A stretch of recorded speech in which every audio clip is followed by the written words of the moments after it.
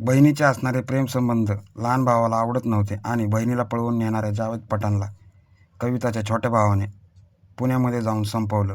या प्रकरणाने पूर्ण नांदेडसह पूर्ण महाराष्ट्रही हादरलेला आहे. काय आहे पूर्ण प्रकरण जाणून घेऊ या व्हिडिओमध्ये. नांदेडमधलं भोकर गाव, याच गावात राहणारी कविता भुरके यांच्यात शेजारी राहायचा जावेद पठाण.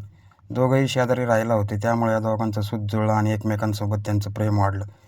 प्रेमानंतर 22 डिसेंबर रोजी कविताचा छोटा भाऊ संदीप भुरके याला अशी माहिती मिळाली की जावेद पठाण आपल्या बहिणीला आंबेगावातील नरेगाव येथे घेऊन लपून बसलेला आहे. संदीप भुरके त्याचा मित्र ओंकार गिरकन याच्यासोबत पुण्यामध्ये गेला.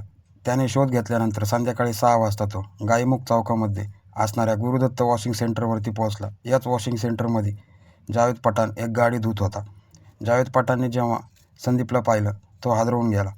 या दोघांमध्ये सुरुवातीला बाचाबाची झाली आणि या बाचाबाचीचं रूपांतर नंतर भांडणामध्ये झालं. जावेद पठाण याला होत असणारी मारहाण पाहून त्याच गॅरेजमध्ये काम करत असणारे जावेद पठाणचे दाजी रौफ शेख तिथं आले.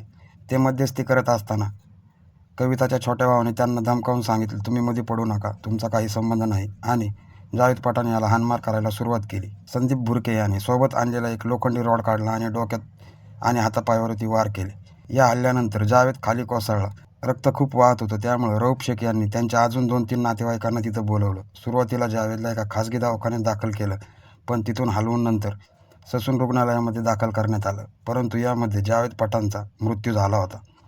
परस्पर विरोधी कंप्लेंटी दाखल करण्यात आल्या. हल्ला केल्यानंतर संदीप भुरके आणि त्याचा मित्र ओंकार गिरकन हे नांदेडला पळून आले होते. 2 दिवस चकवा दिल्यानंतर आंबेगाव पोलिसांनी नांदेडमधील ग्रामीण पोलिसांच्या सहाय्याने दोन्ही आरोपींना ताब्यात घेतलं आहे आणि त्यांच्यावरती रीतसर सर्व गुन्हे दाखल केले आहेत.